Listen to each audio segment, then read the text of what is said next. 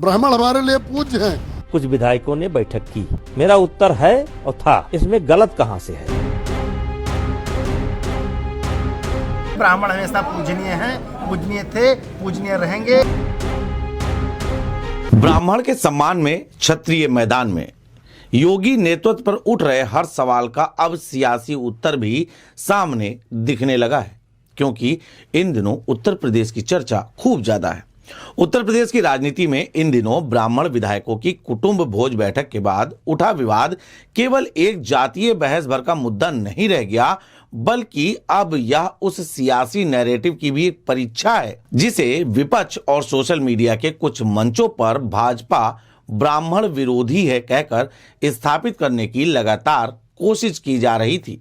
लेकिन अब इस पूरे मामले में लेकर इस पूरे घटनाक्रम में जो तस्वीर उभर कर सामने आई है वह इस दावे को न सिर्फ कमजोर कर रही है, बल्कि कहीं हद तक, काफी हद तक उसे पूरी तरीके से पलट भी देगी। अगर भारतीय जनता पार्टी वास्तव में ब्राह्मण विरोधी होती तो सवाल उठता है कि क्षत्रिय समाज के दिग्गज नेता ब्राह्मण सम्मान के पक्ष में खुलकर मैदान में क्यों उतरते। ब्राह्मण हमारे लिए पूज्य हैं, चाहे 5 वर्ष से लेकर या 80 वर्ष तक बूढ़ा 5 वर्ष का छोटा बच्चा हो, वो मेरे लिए पूज्य है। हमारा परिवार शुरू से पूरे ब्राह्मण समाज का पैर छूता आया है, उनको दिल की गहराई से सम्मान देता हुआ आया है। क्यों ब्रजभूषण शरण सिंह जैसे प्रभावशाली नेता यह कहने को मजबूर होते कि अगर ब्राह्मण समाज के विधायक साथ बैठ जाते हैं तो इससे लोगों को आपत्ति क्या है। यह कहना ब्रजभूषण शरण सिंह का है। ब्राह्मण समाज के कुछ विधायकों ने बैठक की। मेरा उत्तर है और था, इसमें गलत कहां से है। अगर ब्राह्मण समाज के विधायक लखनऊ में इकट्ठा हुए, आपस में परिचय किए, भोजन किए, चाय पानी किए, हाल चाल जाने, प्रदेश के या देश की समस्याओं पर चर्चा किए, सामाजिक ताने बाने की चर्चा किए, तो इसमें गलत क्या है। और इसके साथ ही क्यों करनैलगंज से विधायक अजय कुमार सिंह यह स्पष्ट घोषणा करते कि ब्राह्मण सदैव पूजनीय था, पूजनीय है और पूजनीय रहेगा। ब्राह्मण हमेशा पूजनीय हैं, पूजनीय थे, पूजनीय रहेंगे। हमारे बाबा दादा पुरखों ने उनकी पूजा किया है और मैं उनकी पूजा करता रहूंगा। क्षत्रिय मर्यादा और स्पष्ट पक्ष का आना यह कहीं न कहीं बता रहा है कि मामला कुछ और है। ये केवल एक बयानबाजी नहीं, बल्कि क्षत्रिय मर्यादा की उसी परंपरा का निर्वहन है जिसमें समाज को तोड़ने के बजाय जोड़ने की बात की जाती है। कुंडा के राजा भैया इसका जीवंत उदाहरण भी हैं। हमने बात राजा भैया की क्यों की, क्योंकि उनकी राजनीतिक छवि भले ही एक स्वतंत्र हिंदूवादी और मुखर नेता की रही हो, लेकिन जब भी ब्राह्मण समाज के प्रति उनके सम्मान की बात आती है तो ब्राह्मण समाज के प्रति उनके व्यवहार और उनके सार्वजनिक आचरण में कभी कटुता नहीं दिखी। ब्राह्मण संतों और प्रबुद्ध जनों से उनकी तमाम तस्वीरें ऐसी सामने आती हैं जिसमें वह आशीर्वाद लेते हुए दिखाई पड़ते हैं। उनके यह दृश्य साफ तौर पर संदेश देते हैं कि सम्मान का रिश्ता राजनीति से ऊपर होता है।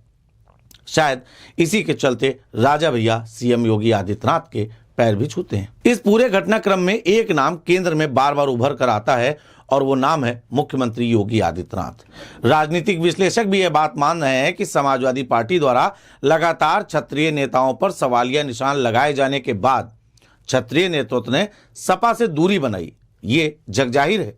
लेकिन योगी आदित्यनाथ के नेतृत्व और आशीर्वाद से जुड़ना कभी नहीं छोड़ा।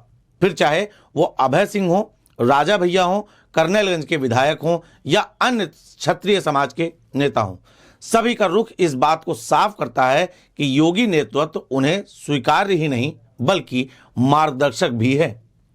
और शायद यही एक कारण है। योगी आदित्यनाथ केवल एक मुख्यमंत्री नहीं है बल्कि एक संत हैं, गोरक्ष पीठ के पीठाधीश्वर भी हैं और सबसे बड़ी बात सामाजिक संतुलन के प्रतीक भी माने जाते हैं, क्योंकि सबका साथ सबका विकास के सिद्धांत पर चलते हुए उन्होंने बार बार यह सिद्ध भी किया है कि ब्राह्मण समाज, उसके संत और उसका प्रबुद्ध वर्ग उनके लिए सबसे ज्यादा सम्माननीय है, महत्वपूर्ण है।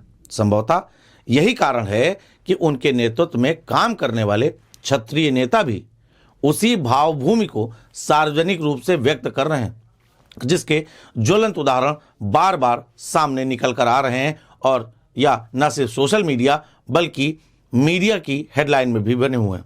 लोगों का यह भी कहना है कि विपक्ष के इस नैरेटिव पर अब निर्णायक प्रहार किया गया है।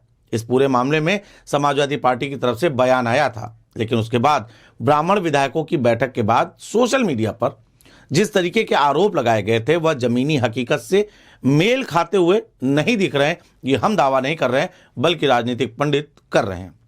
वास्तविकता यह है कि उत्तर प्रदेश भाजपा में न तो ब्राह्मण असुरक्षित है और न ही उपेक्षित है। इसके इतर क्षत्रिय नेतृत्व का ब्राह्मण सम्मान में आगे आना इस बात का प्रमाण है कि भाजपा के भीतर सामाजिक समरसता का सूत्र योगी आदित्यनाथ के नेतृत्व में पूरी तरीके से और अधिक रूप से मजबूत हुआ है। यह कहना है तमाम राजनीतिक पंडितों का, राजनीतिक विश्लेषकों का। इस पूरे मामले से लेकर निष्कर्ष ये निकलता है कि यह कहना किसी भी प्रकार से अतिशयोक्ति नहीं होगी कि आज उत्तर प्रदेश की राजनीति में ब्राह्मण सम्मान में क्षत्रिय मैदान में उतरे हैं। यह न किसी दबाव का परिणाम है और न ही किसी तात्कालिक अथवा दूरगामी राजनीतिक लाभ की रणनीति या राजनीति, क्योंकि ये सारे बयान बिल्कुल मुखर होकर आए हैं, बल्कि यह योगी आदित्यनाथ के नेतृत्व में विकसित उस विश्वास का परिणाम है जिसमें हर वर्ग, हर जाति और हर समाज खुद को सम्मानित और सुरक्षित महसूस करता है। ये तमाम वो बातें थी जो अब सामने निकल कर आ रही हैं। कहीं ना कहीं यह भी कहा जा सकता है कि संभवतः यही वो तमाम कारण हैं कि भाजपा पर लगाया गया ब्राह्मण विरोध का आरोप अब स्वयं ही धराशायी होता हुआ दिखाई पड़ रहा है और इसके केंद्र में है योगी का नेतृत्व, क्षत्रिय की मर्यादा और ब्राह्मण सम्मान का स्पष्ट निर्णायक संदेश। यह मानना है तमाम राजनीतिक विद्वानों का, जिनका साफ तौर पर कहना है कि यह जो पूरी राजनीति थी इसे हवा दी गई, तैयार किया गया। बहरहाल इस पूरे मुद्दे पर आप क्या कुछ सोचते हैं, अपनी राय हमें हमारे कमेंट बॉक्स में जरूर बताएं। कैमरे के पीछे हमारे सहयोगी जितेंद्र और आप सभी देख रहे हैं फिल्मी टिक्स।